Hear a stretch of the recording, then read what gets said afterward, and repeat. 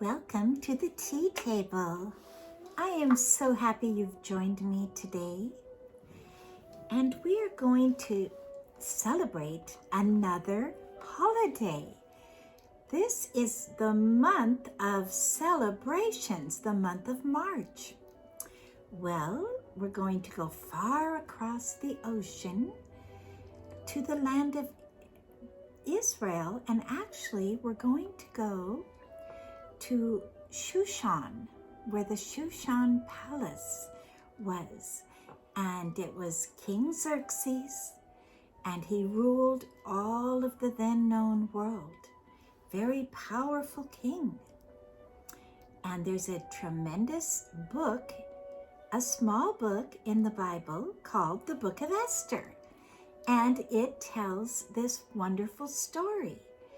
And it's such an amazing story that it became like the Passover was when they left Egypt, a celebration that they've celebrated, all of the Jewish people have celebrated for the last thousands of years. Well, this is the same, the Book of Esther and the celebration of Purim. Many people know it as the turning of the tables. Have you ever heard that expression? That's where it comes from. And I'm playing very soft Yiddish, Jewish flute and violin music. And I think it's very calming.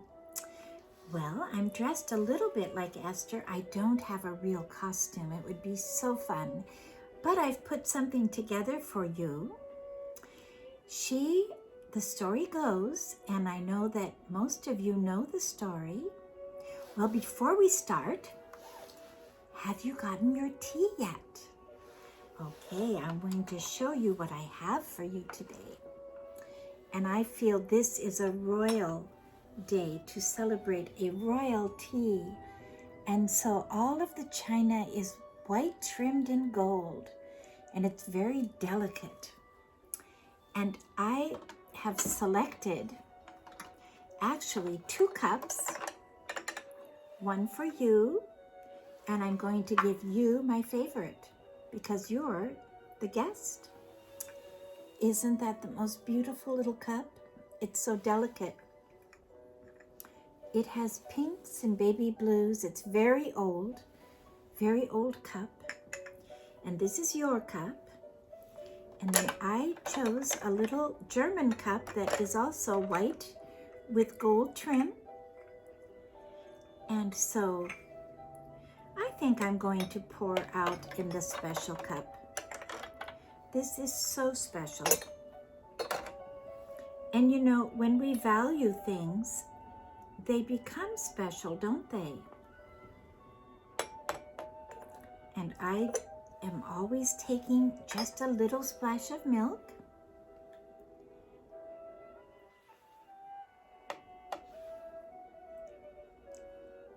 Should we try?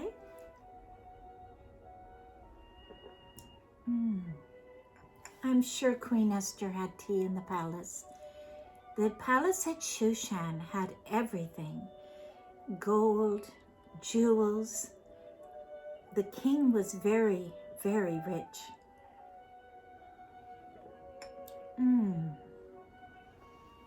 Now, I will tell you, I had originally brought, before I decided on white and gold, another cup that I'm going to show you that is royal purple. And I thought this looks so much like a royal queen. Well, I'm going to briefly tell you the story of Esther. But if I don't cover all the details, you can look it up and read it. It's a short book in the Old Testament, and it's a true story, and it's been documented. Archaeologists have found the palace of Shushan, and they have excavated. You know, Handel wrote a very famous, beautiful aria, and it's about King Xerxes. Now, in Hebrew, his name is Ahasuerus, and that's why sometimes it gets confusing. But his name in his language was Xerxes, Xerxes. And Handel wrote one of the most beautiful arias. And he wrote an opera about this, about King Xerxes. And beautiful, beautiful piece. It's one of my favorite pieces. Well, the story goes, the Jews were suffering. They were in a land that was a foreign land, and they had gone into captivity. Remember, you had the northern house of Israel was taken up to Samaria, and they went into the Sumerian captivity, and then the southern house called Judah later was taken into captivity by Babylon. And you know, Daniel, the famous Daniel in the Bible in the lion's den, he was part of that captivity too. And that was a little bit earlier than Esther. But Esther, what happened was a very wicked man named Haman had decided that he wanted all the Jews destroyed. He did not want to deal with them. They were successful, they were happy, they were prosperous, and he said, I want to get rid of them. And so he built, there was a man named Mordecai who worked for the king, and he was a Jew. And Haman mustered up all these false charges against Mordecai and was going to have him hung on the gallows. He had made gallows for him. And for you little T children, gallows are a terrible thing, but it's where they used to take, and in the Middle Ages a lot, and different times in history, when they wanted to make a public display of having someone die, they would put them on the gallows in front of everyone. It was just tragic. Well, Mordecai heard that, we have to back up a little bit, because King Xerxes had a queen named Vashti, and he had asked Vashti, he had had a big party, and he had all his people, he wanted to show off his queen because she was very beautiful. Well, he asked her to come in and she refused. Well, this humiliated him, and so he banished her from the kingdom, and he said, I need a new queen. And he told his men, go out through all the land and find the most beautiful maidens and bring them to me, and I will choose a new queen. So Mordecai, this Jewish man, had a beautiful niece named Esther, and she was an orphan, so he was responsible for taking care of her. He said, maybe God has chosen you, Esther. I'm going to send you to the palace of the king. Maybe you can win his favor and save your people. And so Esther goes to the palace of the king. This is all in the Bible, and it's a true story. And she has many, many months. They called it a purification and beautification, and they gave them like oils and beauty treatments. And then the fair maidens would come before the king. Well, Esther came before the king, and she found favor. He said, this is the most lovely, beautiful girl inside and out. He could see her character, her noble beauty and goodness, and he chose her to be his queen. And then in the meantime, Haman is stirring up, doesn't really know that Esther is related to Mordecai, and he's stirring up this rebellion to kill Mordecai. Because if they got Mordecai, then they would be able to really control the Jews and maybe get rid of them, actually. That's what they wanted to do. Terrible. Well, so the queen, she thought, what do I do? She asked her maidens, pray and fast and ask God for 3 days to help us. This was very big. In those days, the king had absolute law, absolute control, and if she were to go in and ask him a favor and he didn't like it, he could banish her and she would be gone and everything would be gone forever. Well, she prayed and her maidens, and then she decided, I will have a banquet for the king. So she went in and asked the king if she could have a banquet. And so she prepared this beautiful banquet for all the king's people to come to. All the royal aristocrats came.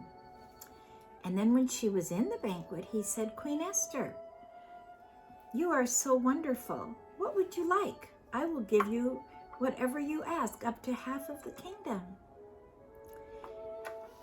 And then she was able to tell the story. She said, oh, and also, I'm sorry, the king, this very complicated story, the king had had a dream and had not been able to sleep. He had troubled sleep. And the man, his helper there, his butler, he said, read me what's been going on in my kingdom. And so this butler came and would read, and he read about how good a man named Mordecai was, and he had done all these good deeds and had never been rewarded. The king said, my. So when Esther asked the king for the favor of saving Mordecai and told him the story, the tables turned. That's when the turning of the tables. And the king gave out a decree, all the Jews will be free. And the gallows that were set for Mordecai, they went to Haman. It was a complete turning of the tables. Fascinating story and fascinating truth that sometimes when everything looks so dark in history or things are so hard and we think, how are we ever going to get out of this? When we cry out to God and ask Him, He can turn it around, right? That's right. And many times He has. You know, there's just thousands of stories throughout history. I always think of George Washington and how everything was so hopeless in that battle, crossing the Delaware. The men, their feet were bloody in the snow. They didn't even have good boots, and how God allowed the fog and the weather to cover them, and everything turned around. And so it's a good word for us. And when Purim is celebrated, I'm wearing this because I feel like this is something Esther may have worn. They dressed with very regality and purple. This is more maroon, but purple is very associated. And I have a purple tulip and a white tulip. White for her purity and purple for her royalty. Yes. Esther is a beautiful figure and a real wonderful heroine for us to look up to, especially as women. That we never know where God may place us, and we can have good influence to save and help people. Well, I feel very close to Esther because of two reasons. My name is Susan, and in Hebrew it's Shoshana. And so the palace of Shushan means my name, Susan. It's Susa. And then, this is amazing, but in the book of Esther, it says the third month, the 23rd day, a decree went out and all the Jews were free. Well, that's my birthday, March 23rd. And I said, oh, and I've always loved liberty and freedom. And I've just taken that as my personal blessing. One other special thing happened, I can't help it, but on March 23rd in 1776, that's the day that Patrick Henry said, give me liberty or give me death. Another freedom, cry of freedom. Freedom is a bell that rings. It's a cry all across history. And it's really God's gift to His people when they walk with Him in His ways. It's a reward and it's a blessing. Yes. And I also might think I might be related to Patrick Henry because my Scottish name is Hendry from my maternal side. So these are fun little thoughts and facts. And you know, the Bible says he will give us eyes to see. And my dear friend Dawn, the most beautiful artist I've ever known, the most amazing artist, oh my goodness, she had the gift of drawing people and portraits, and they were so gorgeous.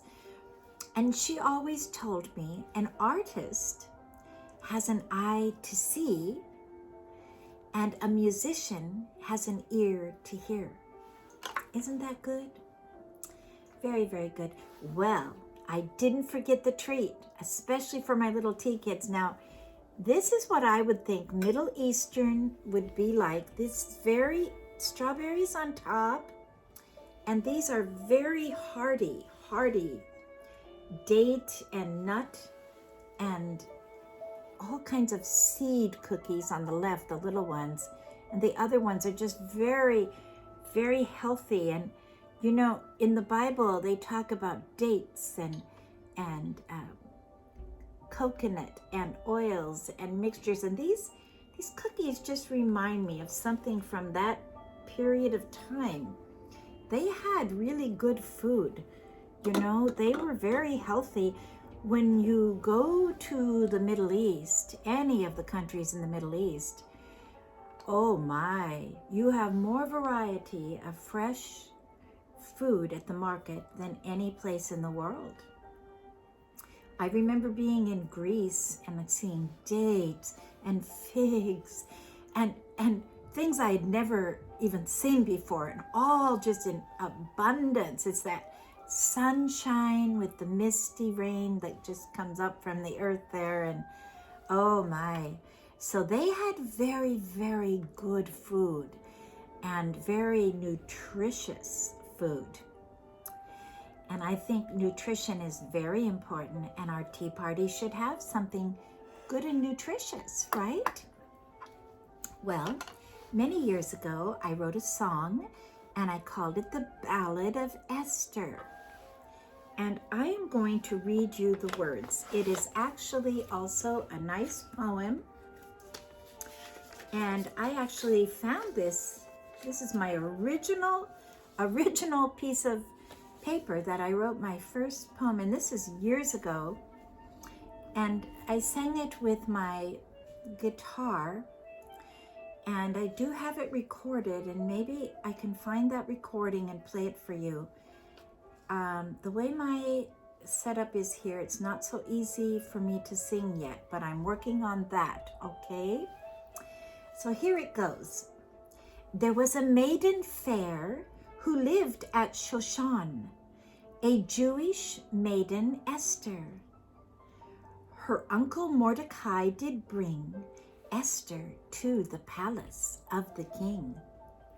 Though fair maidens came from many a land, Esther in her God did stand, for she feared Jehovah and did pray, and his favor found on that glad day.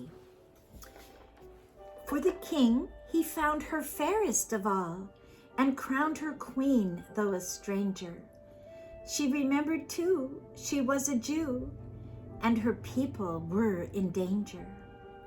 Mordecai waited long at the gate to tell her of her people's fate, of cruel Haman and his evil plan to destroy the Jews throughout the land. And then this is a ballad actually, and I go into a tremolo here. Esther called the Jews to fast for 3 days, to wait upon their God and pray. Esther cried, I care not if I die, for I hope in God, I will not lie. As she stood before King Xerxes to plea for mercy for her people, though the gallows high for Mordecai, the king turned and they were Haman's. And then I go into, O rejoice and sing, make larger your ring, for God the great Redeemer, his salvation brought, deliverance wrought for his people. Hallelujah. And did you know that in every language, Alleluia means the same? Every language, that's one word, it means praise to God. And can you imagine how happy the Jews were? And why Queen Esther and Purim is such a special, special holiday. It goes with the calendar, and so it's different every year. This year, it started on the evening of the 16th and went through yesterday. And so I want you to honor that day. I think we should celebrate as many times and as often as we can. Well, this has been so special to have you today for tea. I feel like having a little more tea. This is so nice. And this little pot is so gentle, a pot that is built so fine. It's just, you can feel it in the china. And I like stoneware, and I like all different variety. But this is really about as fine as you're going to get. And I encourage you, you can find little china cups and saucers and teapots around. You know, the way you get an authentic English piece of china, or German, or French, or Dutch, or made in the USA, there's a lot. You actually have to go to thrift shops because these countries are not making them anymore. They outsource everything, and it may be a reproduction, but to have authentic, this is real bone china, and it's so fine and lovely. And you know, sadly, a lot of people, they're just not wanting it. So I say this is the time to get it, right? Well, this has been so nice to be with you. And I was going to show you, I have this on, but I had a shawl that is so gorgeous. To me, this is what I would imagine the colors of the temple to be, the tapestry, the red, gold, and purple. And so I just wanted to show you just the colors. I just thought they're so beautiful. And maybe I'll wear this at another tea talk, but you know, it's amazing what you can do with a shawl. A shawl makes an entire outfit. You can have I have basic black dress often and just wear my shawl and put other colors and jewelry with it. And it just all goes together. And a shawl, this is a shawl put in another creative way. And it could be used for many things. And I have some jewelry that has purple in it today. I was going to tell you because purple is a royal color, and I thought it was appropriate for Queen Esther. So, you know, I really thank you. I'm going to find something here. Okay. I just think it's been so nice to be together, and I hope you've had a wonderful week. And I encourage you, now that they're taking all these restrictions away. I went out to lunch this week with my friends. They took me out, and then I met another friend for coffee, and it was so fun. And I'm going to have a tea party very soon at my house.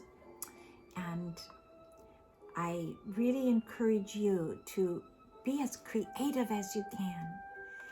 We're entering spring, and this is our time. Well, thank you so much. And I'm looking, I think I lost my little clip.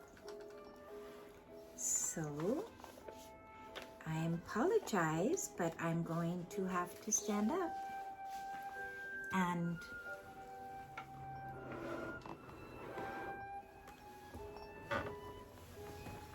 say goodbye. God bless.